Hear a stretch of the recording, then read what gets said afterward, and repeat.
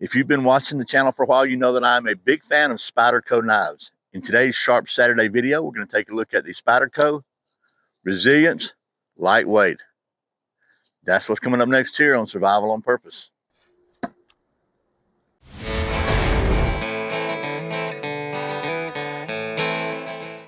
Welcome back to Survival on Purpose. My name's Brian.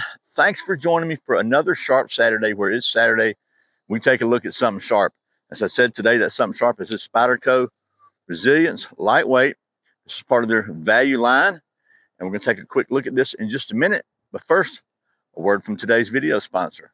Today's video is sponsored by Hog Holsters. Hog Holsters are made in the USA in Arizona, and they are without a doubt the most comfortable concealable holster I've ever tested. You can save 10% on your order at Hog Holsters by using the coupon code Survival on Purpose, all one word. That's hogholsters.com. Thanks to Hog Holsters for sponsoring today's video. Okay, as I said, today we're going to take a look at the Spyderco Resilience Lightweight. We're going to get down to the old stump top in just a minute, get to doing some of that nice stuff. But first, if you will indulge me, just a little bit of rambling. So, as I said, I'm really a big fan of Spyderco. I became so several years ago when I met Eric Glesser, the president of Spyderco, at SHOT Show. He asked me what I was carrying at that time. I think it was a Benchmade. He said, "We can't have that," and he sent me home with what has become one of my absolute top 3 favorite EDC knives of all time. So this Spyderco Manix 2 Lightweight. He made a really good choice when he sent me home with this one, because, like I said, this has become really one of my top 3 favorites of all times. Maybe one of my top 2 favorites. It's Maximet steel. It's got their ball bearing lock. It's just everything Spyderco is known for as far as excellence, and it's just a great knife. It's a pretty good sized knife, but just for comparison, look at the difference in this resilience. It's really even bigger. We'll talk about the specs in just a minute. The other big difference between these two is this one is a high-end knife, somewhere in the neighborhood of under 300 bucks. We'll call it that, 250 to 300 bucks on anywhere you find it. Made in the USA. This one, on the other hand, is around 50 bucks street price, and it's made in China. So, without further ado, if I haven't lost you yet with the China, let's get down to the old stump top. We'll get to doing some of that knife stuff. You want to? Oh, by the way, I had some questions about the hat. The hat is from American Hat Makers. They were kind enough to send me this one. This is the Outback Packable. Okay, here in the sporadically glaring sunlight is the Spyderco Resilience Lightweight. As I said, this is a pretty good size folding knife with an overall open length of 9.41 inches, or for those of you still stuck in that old metric system, 239 millimeters. It has a closed length of 5.23 inches, or 133 millimeters, and the blade is 0.118 inches by 3 millimeters thick and 4.25 inches, or 108 millimeters long, and it is made of 8 CR13 MOV steel and features a full flat grind. This one has partial serrations. It's also available in plain edge. The handle scales are fiberglass reinforced nylon with this Spyderco's distinctive bidirectional texturing. And even for such a good size folding knife, it's very lightweight at just 4.5 ounces, or 128 grams. It features several Spyderco innovations that Spyderco introduced to the knife world, gosh, almost 50 years ago, 40-something years ago. The one-handed opening through the use of their hole. So this makes it ambidextrous, one-handed opening. It also features a partially serrated blade. As I said, that's a Spyderco innovation. And then finally, a pocket clip, which Spyderco introduced to the folding knife world in 1981. This one is both fully ambidextrous left or right, and tip up or tip down carry. You can adjust it to suit your own desires. It's a liner lock design with a very solid liner lock, and the MSRP on this knife is $91. I found it all over the place on the internet for around 50 bucks. This one, again, is part of their value series. It's made in China, and like everything else that Spyderco does, the fit and finish and the quality control seems really, really well on this one. I'll try to give you a couple close-ups of a couple of other features. When you're looking in the inside the frame, hopefully you can see there's some little holes in there. They're kind of for lightning, just to take the weight off. Also a little bit of jimping here on a thumb ramp right back there. And then the lanyard hole is fully sleeved back here. And then it's got this fully open frame So I like that because it just allows you to keep it clean and keep the stuff blown out of there, because stuff's going to get in there. Pocket lint is going to get everywhere. Seems to have a reasonably sharp spine. We'll check that out. So that is some of the specs and details of the knife. It's a very, very well-made knife, in my opinion. It sure does look like it to me. But we need to do some testing to verify that, don't you think? And then one of the first tests I like to do is to test the sharpness of the edge. And to do so, I use what is pretty much an internationally standard sharpness test, the Redneck sharp test. So I think we should do that. You want to? So here is the testing medium. Let's just see what happens. I mean, oh my gosh. Can you even see that? Is that not amazing? Wow, that's pretty stinking amazing. And either way, it doesn't matter, whichever side you put it on. Again, like I said, Spyderco has excellent quality control, and that is an excellent factory edge on a reasonably budget-friendly knife. Again, at 50 bucks, or just around 50 bucks, some over and some under, depending on where you look. I guess at this point in time, we'll do that test. Some people like to see the old paper test, and then we'll get to doing some more bushcrafty type stuff with this. So here are my show notes. We'll just see how well this thing does some cutting. I can't imagine that it wouldn't slice this paper.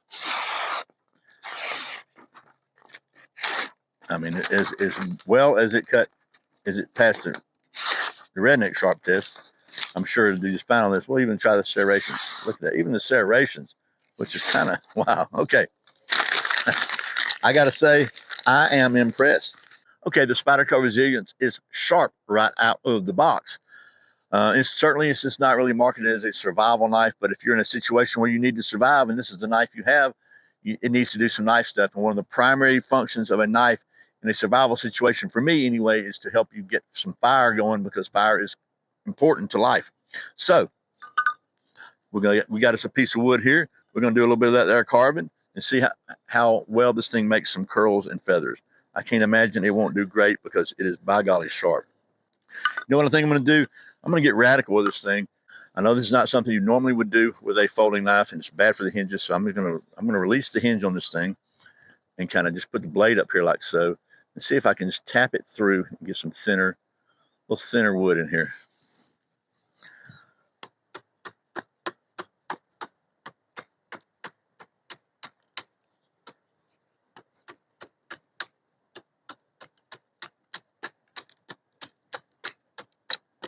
Full flat grounds are not normally the best for batoning, because they, let's try this.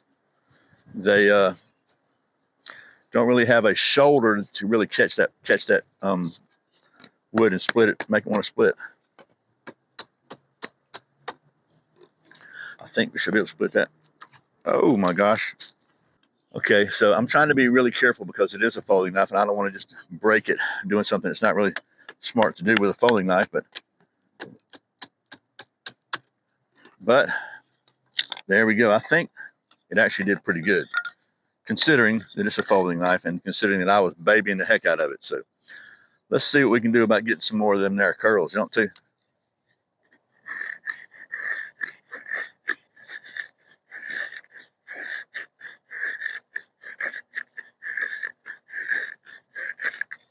About the serrations. I wonder how well they work to make some curls.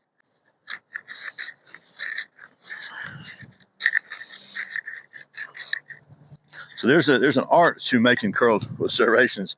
My friend Magnus Andersson over in Sweden, he seemed to have perfected that, but not too shabby there with some less than optimal wood.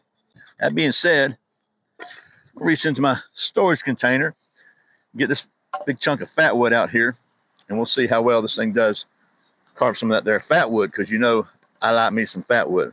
So let's just get the oxidized portion off. We got the serrations here carving on the fat wood now. Oh, there's a big chunk there. That's going to burn good. Oh yeah, look at that. When you just look at it, oh man. All right, so that's all good. What about scraping? I don't know if it'll scrape or not. Let's just see.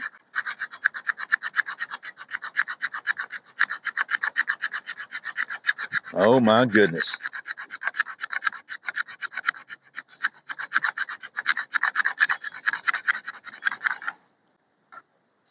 Okay, back in storage with you. Oh no.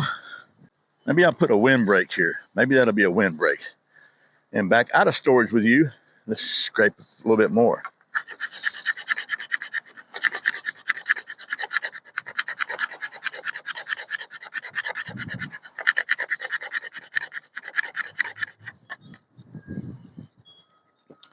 Okay, all right then. Man, this wind is not helping me. So, you know where we're going with this, right? Let me get my second favorite ferro rod. My second favorite ferro rod, because my first favorite ferro rod is inside this. Let's see if we can get us a fire, how well this thing scrapes ferro rod. It did pretty good with the Fatwood. You know what? Smart money would be to do it this way, wouldn't it?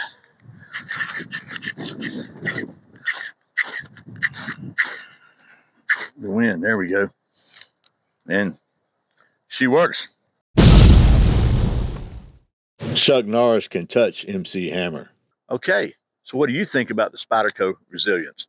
Honestly, I was curious as to whether or not their quality on the value line made in China was going to meet my expectations. And I got to be honest with you, it met and maybe even exceeded my expectations. This is probably one of the best factory edges on any knife I've ever tested. Like every Spyderco I've tested, to be honest with you. And it's very, very well made. The quality control, the fit and finish, it all looks really good. And it's super lightweight for the size knife it is. I like the fact that you can adjust these pocket clips however you want them. I prefer tip up, but some people don't. It's just a very, very smooth, well-made knife. Razor sharp out of the box. Did a great job carving. Sharp enough spine that you can strike a ferro rod or scrape some Fatwood or whatever. And yet, as big as it is, it's very lightweight. So that's the Spyderco Resilience. And I hope this video has been somewhat helpful and at least marginally entertaining. I really sincerely appreciate you watching Survival on Purpose. Remember, survival is not an accident, so be prepared. I'll see you next time.